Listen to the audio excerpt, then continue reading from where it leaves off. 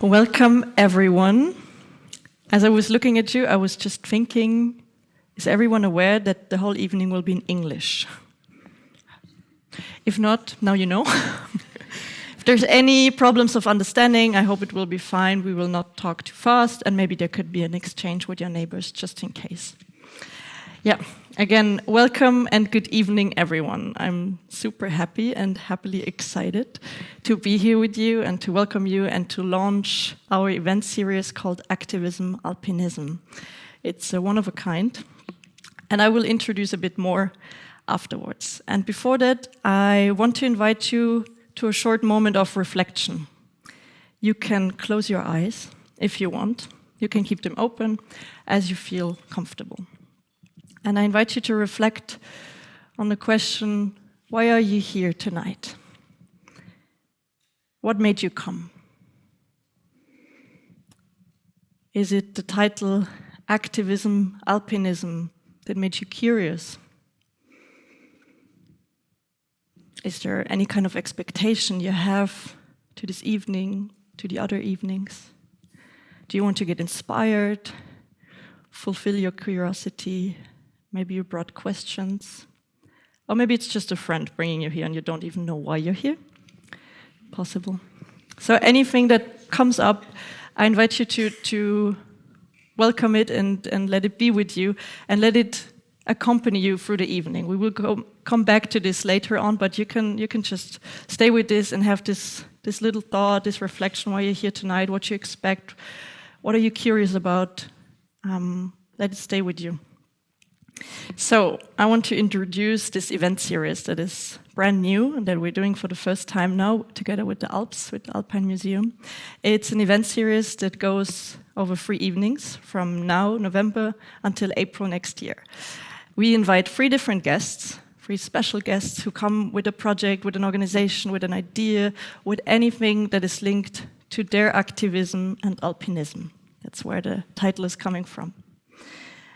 And our idea is to bring people and projects together. And maybe it is throughout those whole months to find any kind of definition of activism. What is it actually? Because it's something we can't actually grasp. Maybe it's also to be inspired for our own daily activism. Where are we activists in our daily life? But overall, it's a time to reflect together, to share together, to be together, and maybe go out with even more questions than before. We will see. Tonight, we invited our first guest that some of you already know. We'll show a short movie in the beginning, and our guest will talk about herself, her projects, some personal things as an alpinist and activist. We will go then on into dialogue. And after this, there is a space of questions, and that's where you come into the space. We put a paper and a pen on your chairs, and throughout the evening you can note 1 question. So please be mindful. Maybe your reflection and your thought will help you with that. Maybe it's something that is popping up during the film, during the presentation, during our conversation that you're really curious about. Maybe for our guest, maybe for the whole room, we will see. And it's a bit depending on you because we're quite a few people. Maybe we can't go through all of the questions, we will see. But it's really an invitation to you to be with us. It's not just us presenting something and being, but it's also you reflecting and just being with the room, being with whatever it is, whatever will be here. One important point before I forget it, we have a photographer tonight, so there will be photos made. It's always a bit tricky. Where are you, Yannick? Yannick is here in the back. So maybe you can give Yannick a short sign if you really don't want to be on pictures. It can be a little hand raise, find his eyes. However, maybe you quickly want to step out. I already saw a hand raise, so yeah. Sometimes people don't feel comfortable in front of everyone to say, so you can also find a way to tell Yannick. Exactly. Okay, so I think it's enough from my side. I'm really, really happy about our guest tonight, Nasim Eshqi. Nasim was born in Iran and is an internationally known alpinist. She's a rock climber, a mental coach, a speaker, and an advocate for freedom and women's rights. She brings her powerful voice to global stages, linking alpinism and sports to social change. And that's why she's here tonight. So I invite you to give a big round of applause for Nasim. Nasim, you can come here.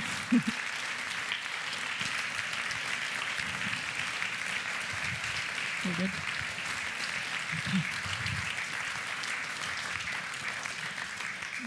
Guten Abend. Thanks for being here.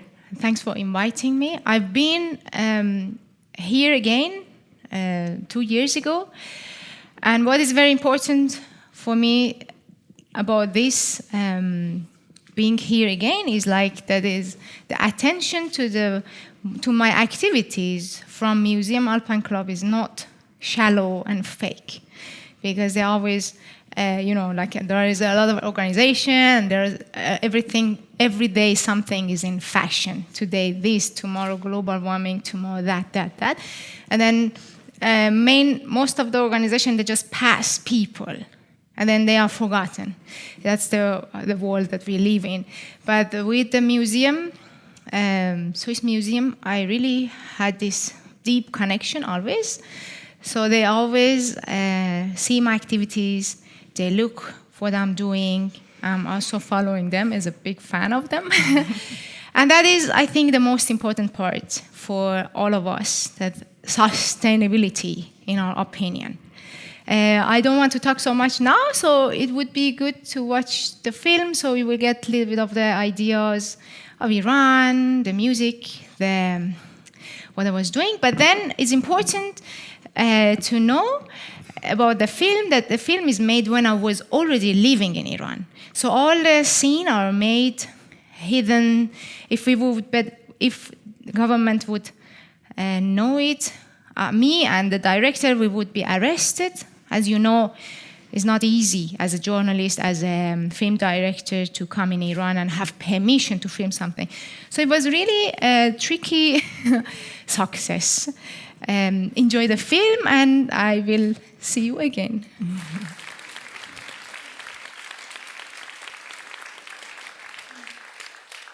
So this is a video made when I was still living in Iran, and I never wanted to leave Iran to live in another country, because I had also an academy for climbing. I had a student to teach, a lot of girls, so I was very happy to be there. Anyway, this was published in 2020, and a lot happened after this film. So I would go a little bit quick through what happened after, because so many things happened, but we can't have all. Can we have the presentation? Or should I? Okay.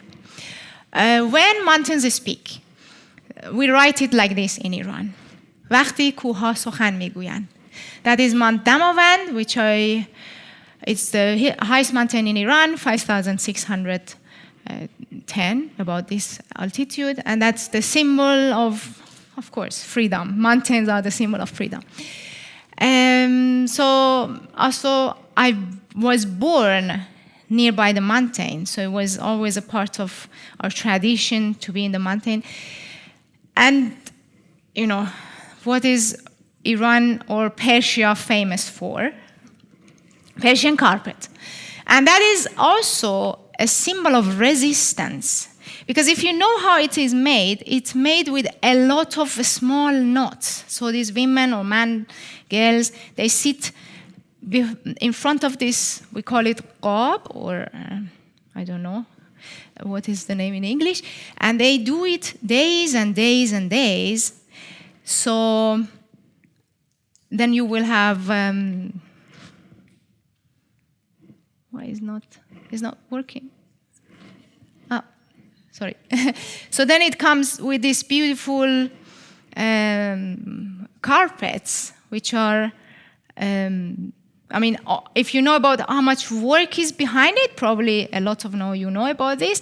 It is really, this carpet is a symbol of resistance, which is in our blood probably in Iran. Because, after invasion of Arabs, the Arabs tried, if you look at the countries which were invaded by Arabs, they all lost their languages. like Egypt lost the language, so they all talk Arabic now. But Iranian, they're still talking Farsi, Persian. And that is a work and resistance of 2 centuries. The Arabs were putting people inside the family, the Iranian people, Persian people, they would not talk even to each other in Farsi. But then we kept our language. And it's very important to know about this part of the history, that how much resistance is in us, in people in general, to hold something together. And then, of course, sometimes it is very beautiful to watch it also.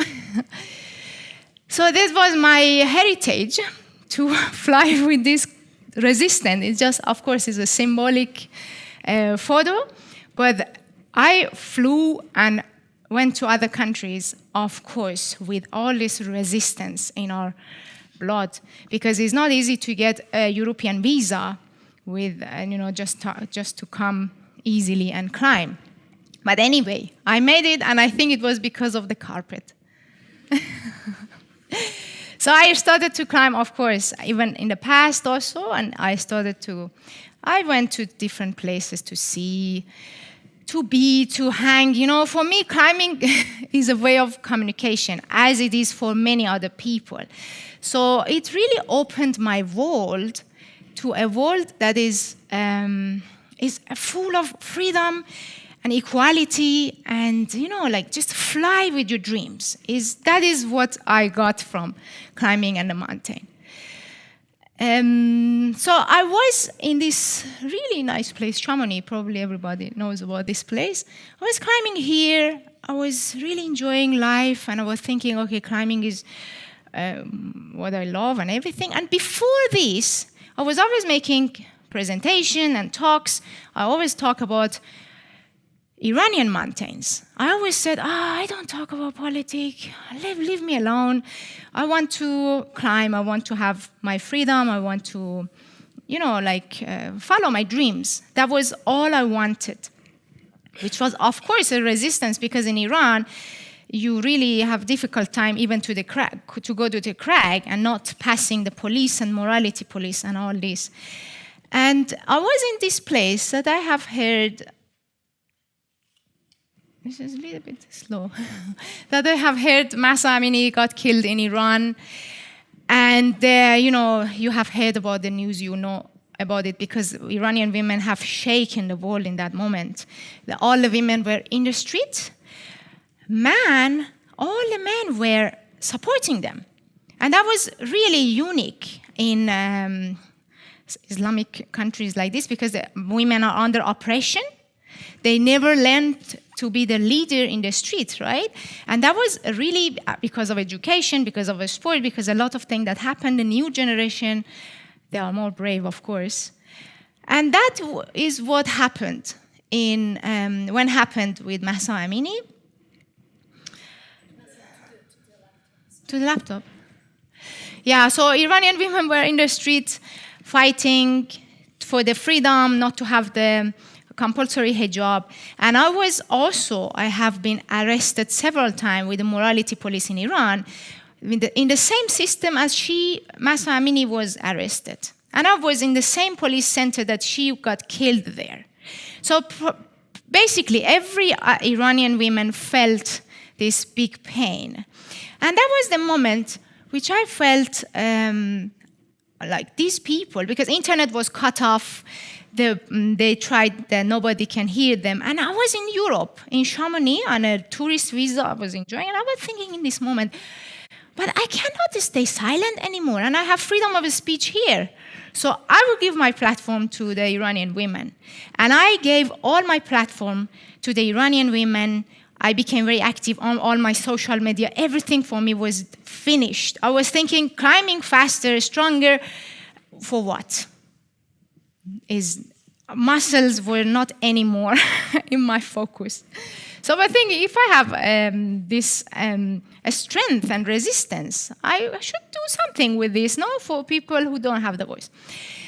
Anyway, the result was that I went on exile, because I could not return. It was very scary, because if I would return, I would be arrested. and I would be in the prison. So I had to leave my academy, family, everything, friends, language, and stay. I had to decide what to do. And of course, as you have seen in the film, I never wanted to leave the country. I didn't plan it. And I was here with a backpack with Sina, my partner. We had just climbing backpack, and we couldn't return. And that was really the very turning point in my life. It was my condition, if you know climbing. So I was really falling. And I went to my sponsors, because I had 2 sponsors, and I was thinking, okay, all these sponsors, they always talk about women's rights, women clothes, this. I was thinking, okay, I go to them and I ask them to be the voice of Iranian women. Also, I will make an interview or something. I went to them and they both told me, no, we don't talk about women's rights. And the reason was obviously, they don't want to upset their client, because a lot of these clients are the rich oil Muslim countries, that there is no women's right. So they don't want to upset them, because the future of the market is in rich oil Muslim countries like Saudi Arabia or Qatar or these places. Anyway, I was in exile. I lost my sponsors. They were really, everything was for me like, and no family, no friend. I mean, a lot of people were telling me, no, you shouldn't stay. Some people would say, but I was in Italy in that time. And that was really nice from Italian refugee police, because they were pushing me, no, you have to stay. It's dangerous for you to leave. And they really helped me to go on my process. That was really kind of them. And I was thinking, okay, I can open new routes. I have the knowledge to open new routes. I did a lot in Iran, but the reason in Iran was because there were not enough routes. So I was opening new routes in also different villages or different places for people to have something to climb.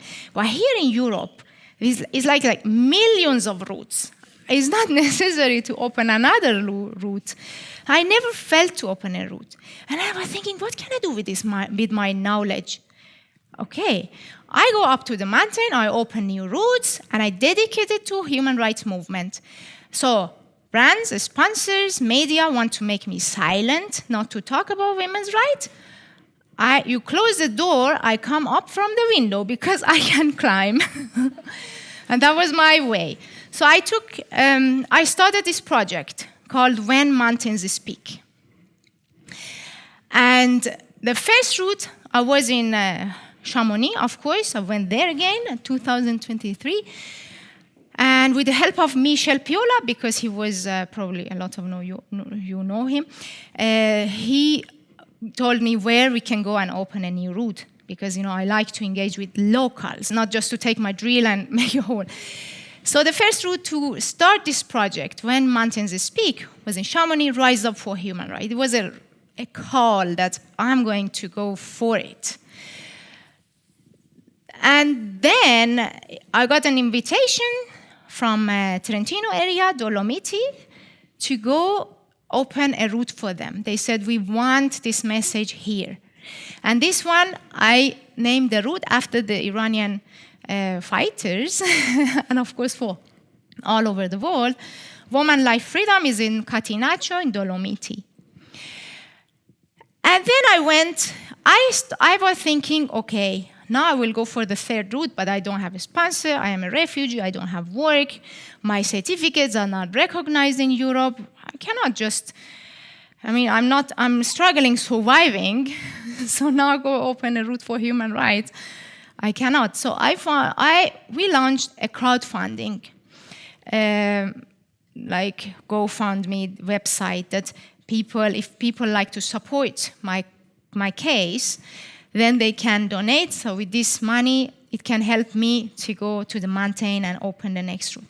And the next one, I was thinking about all these young girls which have no voices all over the world.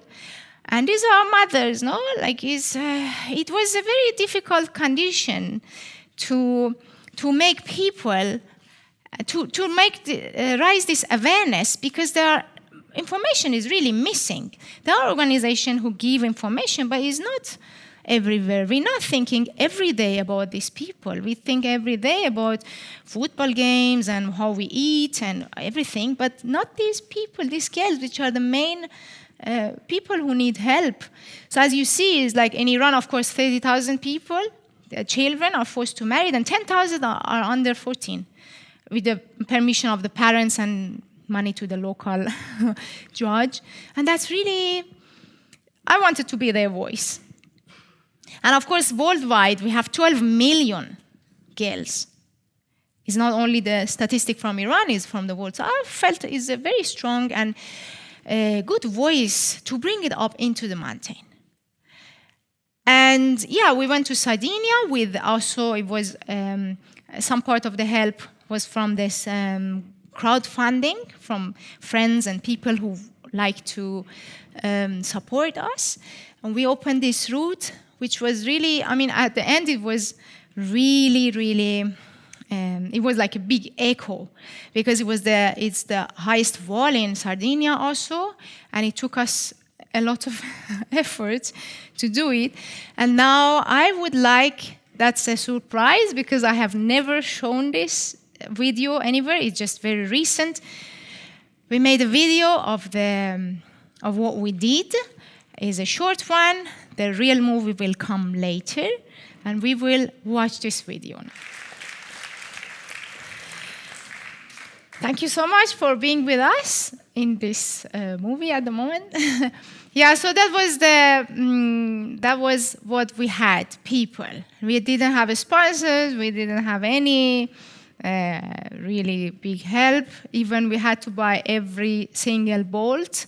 What we had was just a crowdfunding, and the guy who made the video, he did all on his cost and edit and everything. So it's like, I really believe the power of people are much bigger than the people in power, of course. So we move forward with the next route, because I will never finish. It will be open again when I have enough support that I can do it, but it will, maybe this year, next year anyway, but I want to stop. We have every 10 minutes, a woman is killed by their family, It's not people from outside and coming from the other planet. And this is the really huge problem. It's not just killing, is killing because you are a woman. And this is really horrible. Even if it's happened one, it's still, we all need to talk about this. And of course, it's not just a crime. It's a social and systematic symptom. And it is like, I always say that what happens when femicide happens is not happen, okay, in this moment I decide to kill a woman. No, it's the last ring of a long chain. Ignoring the little violation. Ignoring when there is no equality rights. Like the news which are really not always very transparent. So like we have like 60% of female death occurred at home. So even the home is not safe for women. Is this possible? We live in this world. And of course there is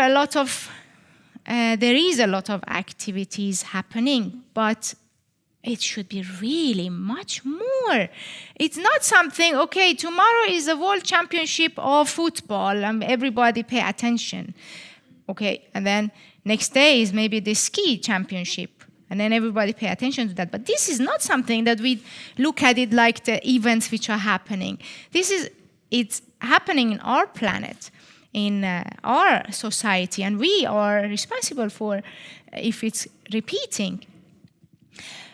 And these are the problems, because the data is missing, and there are like social silence, cultural silence.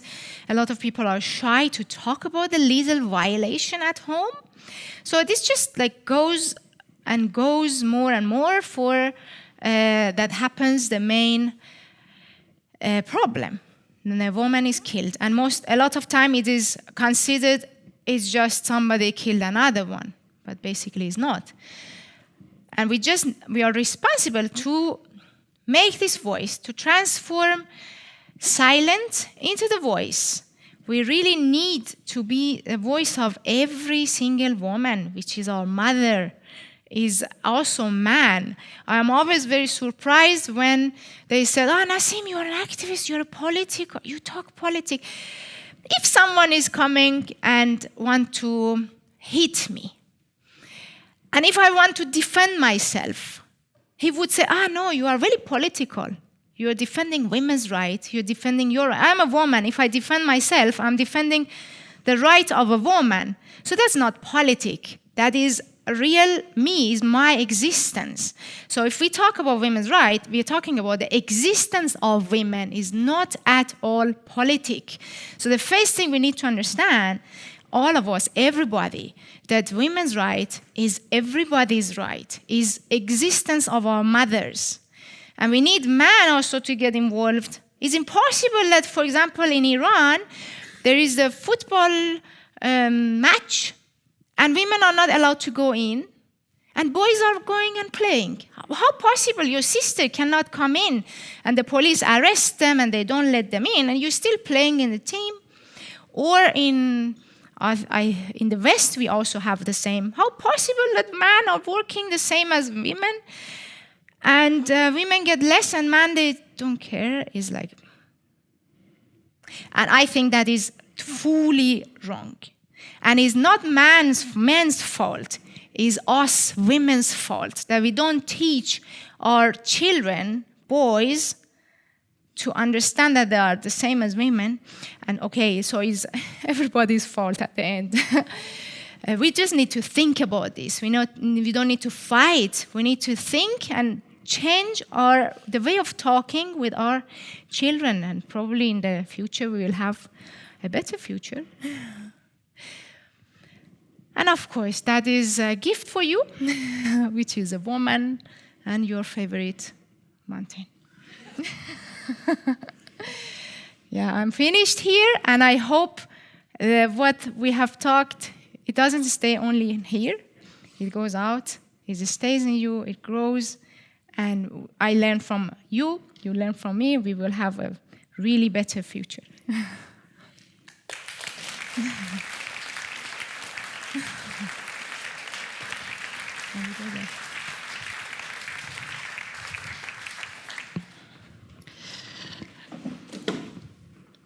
Thank you, Nasim. Having a little bit of goosebumps after listening to you. And what I find really inspiring right now, what I'm just taking, is your lightness and how we can actually bring lightness and also joy into these heavy topics. And what there is happening, it's real, and we need to talk about it, and we can actually talk about it. Yeah. Thank you for that. And maybe just a short side note, Nasim is here with Sina, who was actually in the film, so they're both here right now. And this is really something that also connects me a lot right now with you. When you said you're here for the third time, yes. You're back here in Bern, back here with the museum. Sina is here now with you. It's actually something I feel there's a deep connection and a commitment from your side that I can feel, and maybe others can feel too. And also passion in what you're doing. So thank you for that. It's really inspiring. Thank you for giving me the platform to give this voice. Of course, it's not only me who talk for women, but it's the biggest opportunity to be able to talk about this in different places, different countries. Yeah, and that's maybe, when I was saying in the beginning, maybe we can find some kind of definition for activism. Sometimes it's really far away, people, activists. There is like Nasim now standing on stage, doing all those amazing things, but actually activism starts within ourselves, like this little voice, just speaking to the men, speaking to women, speaking to mothers, speaking to the people around us. So, yeah. Sure. There's a little curiosity before we dive a bit deeper into some heavier topics. You were a lot climbing in Iran, and now you know the Alps even better. Is there any difference between the mountains in Iran and the mountains here in the Alpine area? Of course, a mountain in Europe is or in the West, let's say, is more developed. It's easier. The access is easier. The roads, the guidebooks, it's much more easier to approach it. mountain in Iran is still like the older time, which is we don't have enough guidebook. Of course, there are a lot of pure rocks, so you don't know it. And still, you go to some places, village people, they are thinking, you look for gold or something. What are you doing? We still have this. Sometimes when we go with Sina or other students, when we go to a village, they invite us sometime to have a tea or cup of tea, and then slowly they said, I know, can you come with me? We need a rope to... They still have this idea of there is somewhere gold in that different shape that people hide from before, and they need a rope and someone to bring it. No? And they really tell us, and then we share whatever is there. Did you ever find the gold? I have never searched. I think we have the gold inside ourselves. No, true. Yeah, everybody. It's true. You dedicate your new project to the topic of femicide, which is a really important and a really recent topic. Actually, maybe some of you know, maybe not. On Tuesday, there was the International Day of Elimination of Violence Against Women. And it's called the Orange Day. So that was the link that I was doing. So it's also the launch of a campaign, 16 days of spreading awareness and linking women's rights actually to human rights, because the 10th of December is the International Day of Human Rights. So it's also powerful to be here tonight and to speak about it. And this evening is also within those 16 days now, within this orange campaign. We're sitting here on orange chairs, so it feels really fitting. I wanted to ask you why we can see the topic of femicide is an important topic. It's a big issue. Why is it important to you? Why do you focus on that, and where do you position yourself on that? When I decided to have this project, when Mountains Speak and talk for women's rights, first I was thinking I will talk for human rights, and then I saw that human rights is still below women's rights, because if we don't have women's rights, so then I just looked for the every women's right issue that we have. So I was the most important for me was personally the child marriage, because I was, as I said in the film, I was really privileged that they didn't push me to the early marriage, because I think it can happen in every country. Even in Europe years ago was this condition. A lot of women fought for this to have this condition, and it's still happening here with a lot of immigrants that they send the children back and force them to marriage. So that was my main concern to set it up, because I think if these girls be able to become an educated mother, then even the children are changing. An educated mother have a better boy, more open-minded boy and girl, of course, than a non-educated mother. And what this child is very easy gets influenced by brainwashing, and they will be like, as we see, like how people can be so brainwashed that they give themselves to become a suicide bomber. That is, of course, from an uneducated mother, because an educated mother would never give this opinion that these children. So anyway, then after when this finished, I went to some other topics. I was thinking which topic I start now, and one was femicide. Was a little bit is very strong, because I felt why this happened in Europe, in the West. And it was really shocking for me that this is still, for example, in Italy, I have heard some, in Germany. I was like thinking, how possible? We need to also talk about this. So it came to my mind through different topics, and I decided to make that. And if I do that, then the next one will be another one. I think it's not finishing. Women issue is just infinity. There is not even one small period in the whole world that women had no problem with the rights. Yeah. In the history, if you look back in the history, there were always women. If you like the cat, they would burn you. If you, later for another reason. Another time, if you talk louder. Another time. So it was like always women were the victim.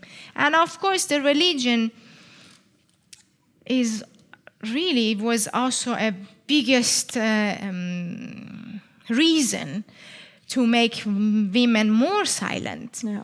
And it's just, it's crazy. It's an issue. And now also reading through this campaign, the United Nations actually say it's an epidemic, all these femicides, and it's a silent epidemic. It's happening in private, actually, and that's also why it's such a big issue that we don't see it. It's happening behind closed doors, still happening outside, but a lot of them happen inside, in between the family. So every voice. And that makes me also curious, do you, beside opening new routes, getting into those projects here, do you work with local communities, projects, maybe in Iran or somewhere else, now in Italy? After when I became a refugee, political refugee, probably some of you knows about this, but it's not an easy condition. Of course, I am stronger than the condition, but this is still not easy. Because, my certificate were not recognized. I was always invited to make a workshop. And after, when I became a resident, I'm like, no, you have to do all the courses again. Even my driving license. And I have to do this driving license in Italian language, which I didn't know anything about this. So, everything. I had to do everything that I have done when I was 20 years old. So I lived 2 times 20. With all this document and everything. Young again. Yes. And then in terms of, for example, it's really important, I think I would like to say it because it's something really invisible. Refugees have the same condition as the citizens in terms of paying tax. So I don't have the same condition as citizen in terms of getting services. Because this is a controversy. Always people think, refugees are here to eat. We're paying tax for refugees. I pay tax from every euro which I earn, the same as every Italian citizen. No expectation, no exception, and no services to support. Of course, I'm really happy that I'm in Italy. People are very friendly. They're always sunshine, and I don't want to complain, but it's just an information that citizens need to know because governments are hiding them from citizens, and everybody thinks refugees are eating from the money of the citizens, which is absolutely. In my case, and I can tell you, I am a political refugee. I'm living here 3 years. Everything I earned. And the same tax as citizens, and so never think that refugees are eating from your tax. This is my opinion. Do you now, living in Italy, as you mentioned, are you still in touch with family in Iran, but also now speaking of the different topics and child marriage, femicide, are there any institutions or projects that you are in touch with, that you know about, that you can also directly see you can make a difference with your voice, with your activism and with your projects? There are several organizations which are trying. A lot of them are also in prison because they try to bring the age of marriage from 12 to 14, and they are in prison, for example. There are a lot of people are active. Actually, if I was studied in Iran, because there were a lot of women have fought before me, if I was able to go to the mountain, because before mountain was forbidden for women in Iran also. Maybe in the past in the West also was similar. mountain was not a place for women. There are still men and mountain guys who think the same way still. But then anyway, if I was climbing in the mountain, or I could walk in the mountain, because a lot of people were in prison before me and it changed a lot. So I cannot say that, okay, I did everything by myself. There were steps. And I think every woman who fights for its own right, it is helping to build this step. And I'm not in contact with organization in Iran, because, I mean, it's not easy to be in contact. It's dangerous. For them, it's even more dangerous. But I believe that every one of us can do this fight, or, let's say, raising awareness is like drops of rain. You know, like I am a drop, you are a drop, and at the end, it rains. We're full sea of water. Exactly. That leads me to another question I had. Now with all the experience you have since the film launched, and you got way more public also, do you have experience or maybe feedback, like concrete feedback? Is there something that has changed since you're more active, more loud, also a voice, and maybe something in Iran or even locally in Italy, contacts, something that changed that because of your activism? Yeah. I cannot say that something directly happened because of my activism, but it is changing because a lot of women, luckily, they are slowly waking up, getting empowered, more empowered. So it is not the same as before now, and the change is there. And actually, I think the change is not what we see visible all the time. For example, the revolution in Iran, which all the women were in the street and men were following them, it was a huge change because, after we had the revolution in 1979, imagine like that time that all women were much more oppressed, and in every family there were one man, or also the son of the family, that they had this permission from the whole government to tell their mother, your hair is out. So they were told in the school that if your mother is doing something wrong, you are the responsible. So they were making every boy a moral police in every house. And now it's 45 years after. It is really amazing when we see men are supporting women. And the reason is, it took 45 years for them to understand if they are depressed internally, if their freedom is taken, it's because they're women, they don't have freedom. Now, it takes time to understand, because every time you want to take a society freedom, you start with women, you have the man also. So it is already a big change in minds, because the revolution happened in the mind.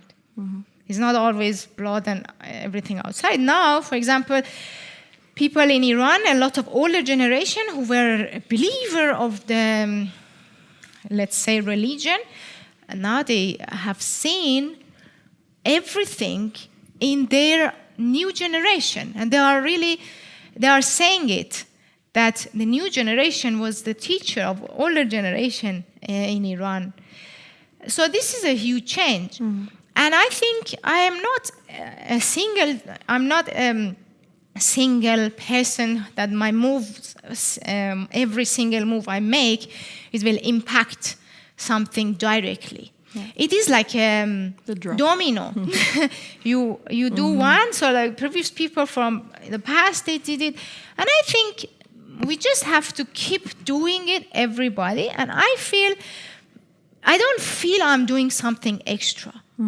I mean, basically, maybe the climbing community or sport or everything, they think, oh, Nasim is doing something extra. No, I just talk about this child inside me, like this little Nasim, which have been always under oppression.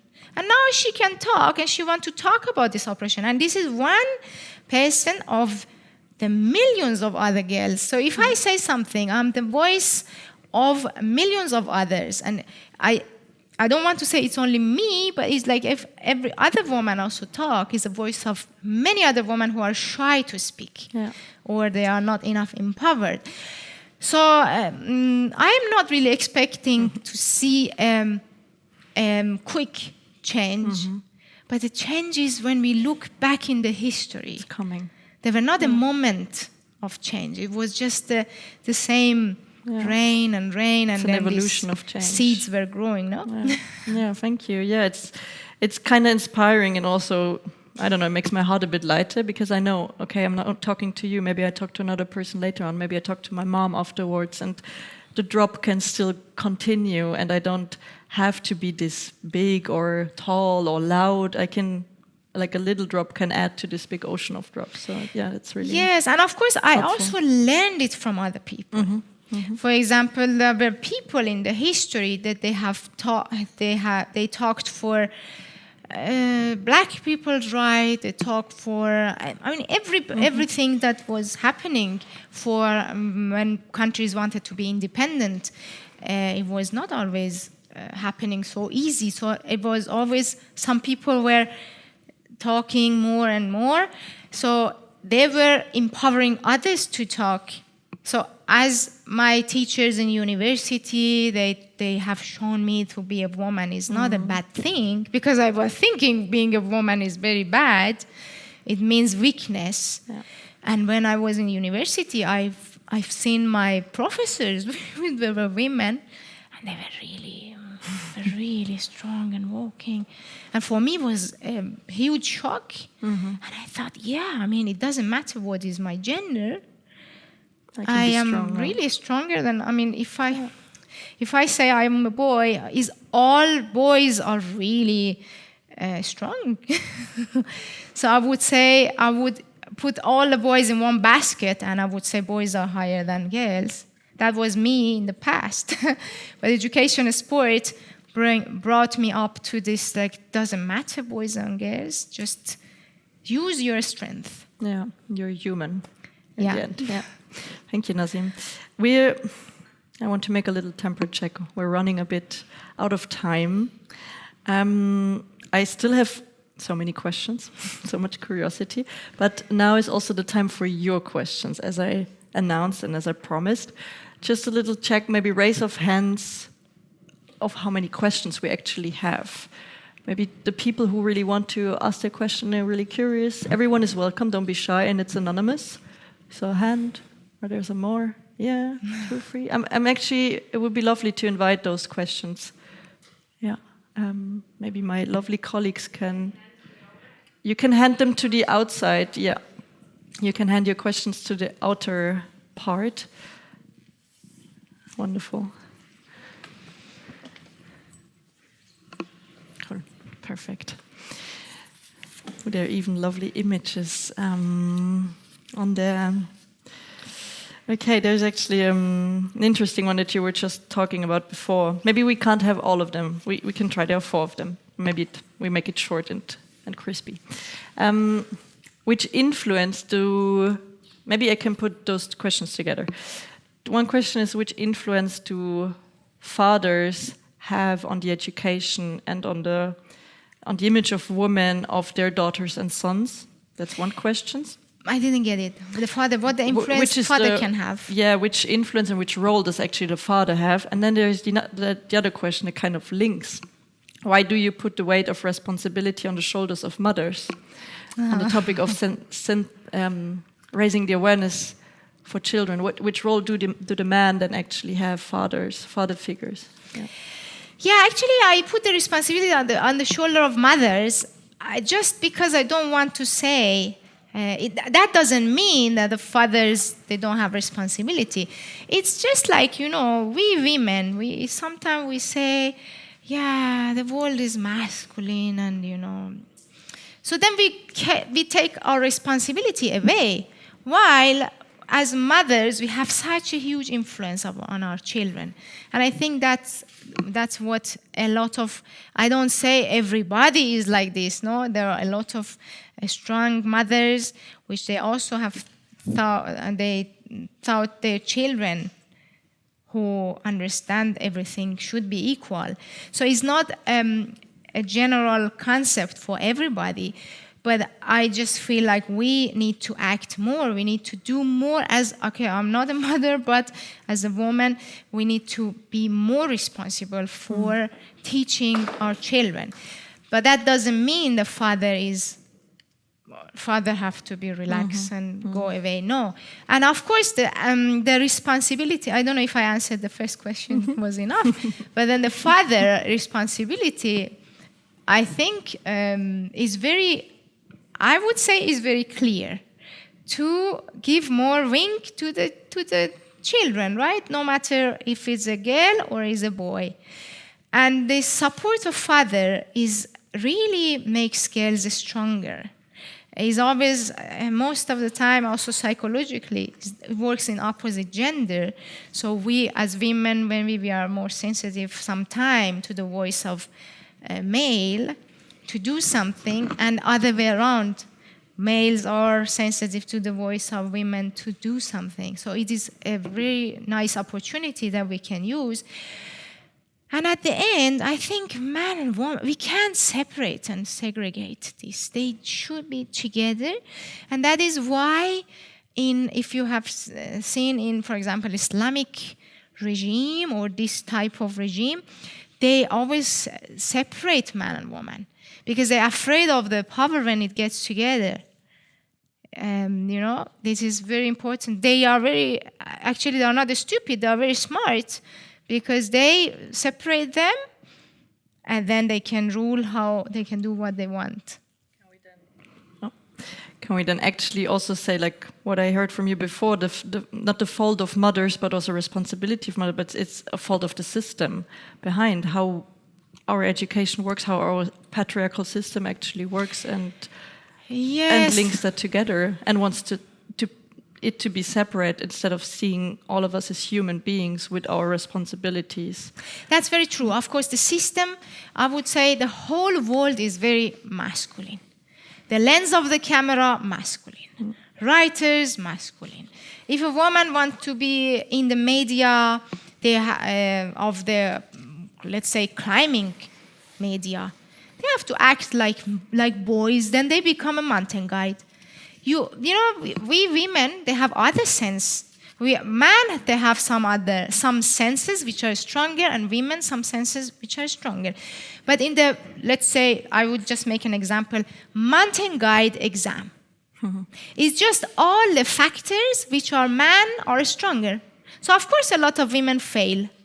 But there are a lot of factors of management, of negotiation, or other things like balance or things which women are more stronger, but they have no point in the system of or in the exam of mountain guide. So because it's written by man in the past. Now women are climbing with the rule of man. And this is what we women need to understand. And so maybe it's very difficult. I always call them mountain guides. Sorry if there is somebody here, but it's good to hear. I call them Ayatollah of the mountain in the West. Because they're just, obviously not all of them, again, I don't want to say all of them, but it's just like white, old mentality which doesn't want women in the mountain.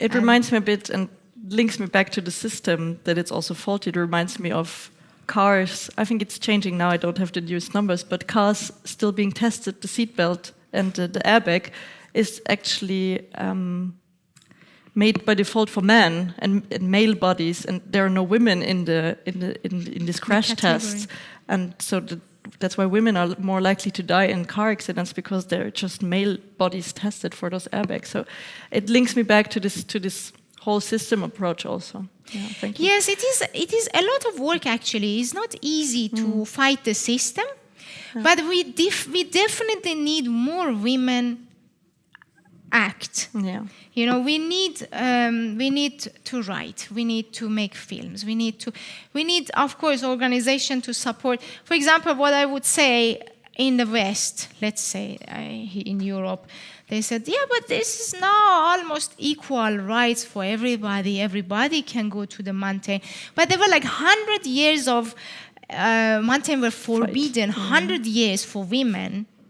Where are those steps that male were doing in these 100 years, and now they're standing here?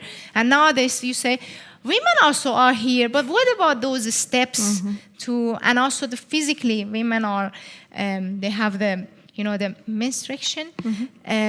You go up in a mountain, cold condition. Of course, every month you crash down and you build yourself up again, no? The body needs recovery. But a man in the mountain in a cold condition, they just recover, there is no crashing down unless they get sick. So then they always look at it as, men are stronger than women in the mountain. Yeah, but I want to crash your body every month once, and then we will talk about who is stronger. Thank you. It's like us climbing a mountain every month and then crashing down and going up again. So it's not. I don't say that men have to stop climbing. No, they have. But it's important that we say it. We know it. We shouldn't say. We women shouldn't accept when they said, men are stronger than women in a mountain. No. If there is this sentence somewhere, then we need to put up on the table that, what about this? Yeah, what are the conditions? When I get my menstruation, everything is cold, I have headache, and my blood is, like flowing my global warming, no. My red cells are less, not enough oxygen, and now I'm up in the mountain with thin air. Of course, it's like a battle, more than the just the mountain. Yeah. So these are the things that we women need to understand and tell to the man.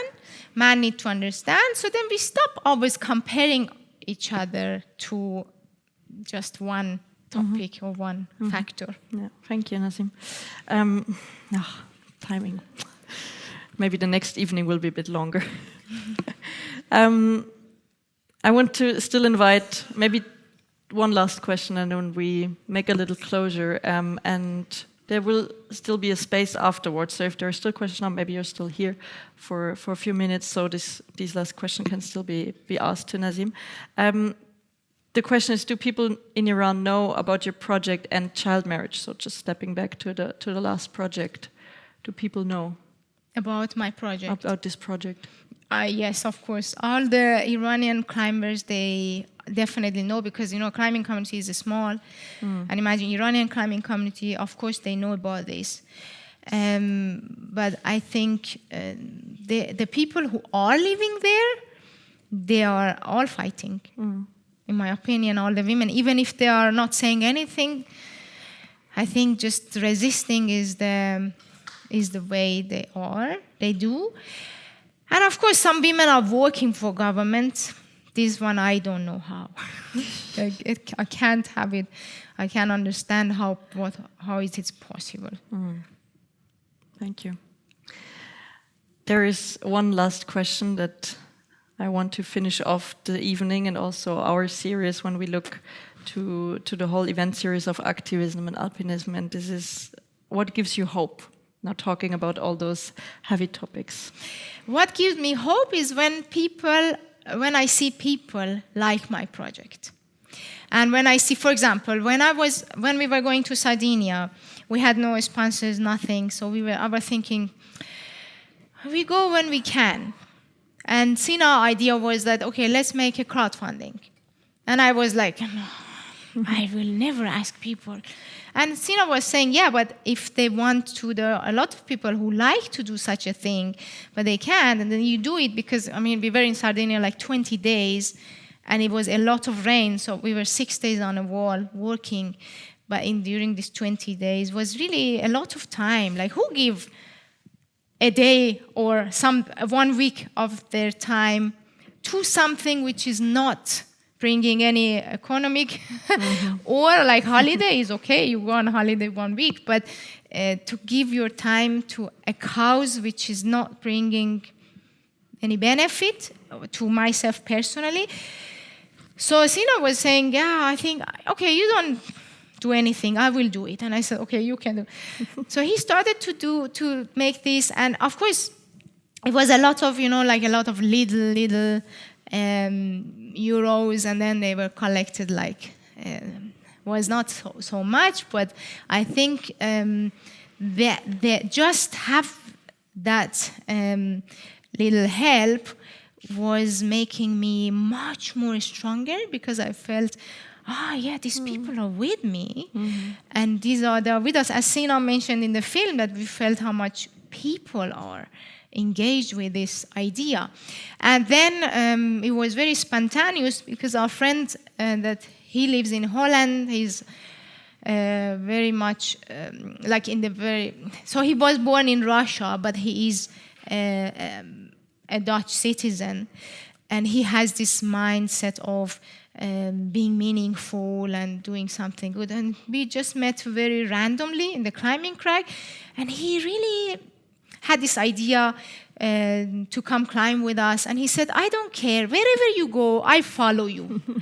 And I was like, okay. And we are very open to when people joining us. We are always welcome to other people. And we said, okay, we go there. There will be a longer film in the future, because he's working on it. And he talks about that, what he did in the past, because he was not on a multi-pitch this high, never. He never Jumar on the route. He didn't do much things. But he followed us, and we were telling him, do this, do that. And he came with his drone and his camera, all on his cost, to make this action registered, not registered in the government, but like to record everything. And he did it. For me, I'm not able to pay a photographer to come and make. I'm not Red Bull sponsored, or I'm nobody. But this happened, and he was with us. And I think that is even much more beautiful than having a sponsor and sending you a camera person, everything that happened like this. So these are really giving me hope for that I'm not doing wrong. And you're not alone. It's the people that are dropping with you. Of course, yes. This is really amazing. But also, I had... it's very interesting, because I had, in one of my talk, which I was making the talk for Trentino headquarters, like there were Trentino, an event in Trentino area in Italy, and there was a private event with all the headquarters of all the factories in Trentino. So it was really huge event with all these people who were responsible for so many things. And for example, I would say I can say that the headquarters of La Sportiva were there inside the audience, and I didn't know him. I nothing. So after, when it's finished, it was a year ago. This movie was not there, but just my story and my book and everything. And after this, he came to me and he said, I really like to support you. This is my card. I would like to see you tomorrow in my office if you are available. And the one who invited us, the organization, he said, I will change your flight and you can meet him. And he found it very... So I went to his office. He talked about that, how much he loved this idea, and it's amazing, and we would work. It would be amazing that he supports us, me, become my sponsor. And he went to marketing manager. And in the moment, marketing manager, everything was just like, no, sorry, we don't have enough people. And again, this happened with Ferrino, for example. He came to my book presentation, Anna Ferrino. She said, I want you in my team. And next week, she said, marketing manager, And I mean, anyway, I didn't tell them that, okay, I'm ready, but I was just saying that we can talk about this. But I can see that single people which are running companies also, like strong people in power, and internally, they love what I do. But when it comes to the business and losing some money, then they can't fight the system. I believe they can. They're just not strong enough. I think they're just weak people, and I don't want weak sponsors. Thank you, Nasim. I have people beside me. I think that's the message of hope. Maybe we can take with us tonight, to really rely on the people, on the community, and maybe people around us in whatever community there might be. Might it be climbing, just people at work or at home or friends and family that is already giving a lot of power and hope to ourselves. So thank you very much, Nasim. So. No, thanks to you being here. I wish you a great time. Thanks to you.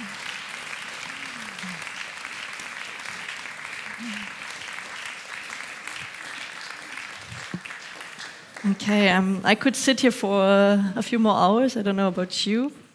Maybe to have some drinks. But this was our first evening. Thank you all for your attention. Thank you all for being here with us, for being curious, for asking questions. I would have loved to invite more questions. And there's a big thank you to our project partners that support us financially, the bank ihre in Bern, and also the International Federation of Climbing and Mountaineering, that's how it's called. And then there's also Patagonia, and that leads me to something that is hidden behind you. Sorry, I thought I will sit there. So Patagonia gifted us with a little gift for you, with a nice fleece jacket that I want to hand you over personally. Maybe it helps in the next mountain tour when it's cold. Somewhere here in the winter. Yeah, it keeps you warm. Thank you so much. Thank you. Yeah, thank you very much. I feel really inspired and empowered also to spread the word, to go further and make it actually, something. It can be easy, just talking about it and just getting into dialogue with people, getting into conversation, and just sharing maybe what we heard tonight, what we could take away, message of hope. And as Nasim said, she's doing her new project and also still finishing up the other project, and I think she doesn't want to mention it, but I want to mention it, because the power of people is here actually, and even further away. There is a QR code lying downstairs in the entrance area where you got your tickets, and that's something you can support Nasim with if you're able, if you're willing to, if you want to support Nasim with that. Otherwise, it also helps to spread the word, to follow her. She's really active on all media channels, has her own website, book. I think there are a few meaningful tasks and things we could do also as single people to support you and support maybe our own activistic moment, and help us together go through that and make those projects and those important topics even more aware for everyone. Thank you so much. Yeah, I didn't want to really mention it because I believe my events are not about gathering, like collecting support for project. I think what comes is what brings support and people around me in general is from the heart. So it's like, as much as our heart is more open, the people will come together. True. And that is what we need to keep, open our hearts. Yeah, beautifully said. Thank you very much. So we will close off here. We ran 10 minutes late, but I hope that's okay. I hope you're okay with that. The bar is still open, come and correct me, for another 20 minutes until 9 o'clock. 30 minutes, perfect. So you can still gather downstairs. Nasim, I think you will also be there. I will be there. So there's still an open space for discussion, drink a beer, maybe still ask questions, maybe integrate everything you heard. The pens that you found on the chairs can stay there, so we can use them for the next event. Don't have to, we can reuse them. That would be great. And I think that's it. I wanted to give you just a quick outlook. On the 28th of February will be the next event. There are still flyers downstairs, so you're happily invited to come back and continue to reflect with us. It would be really interesting, and for us it's also this new event series that we're actually just experimenting with, and we hopefully spread the word further all over those months during the winter. So happy to see you again, and I wish you a wonderful evening. Thank you.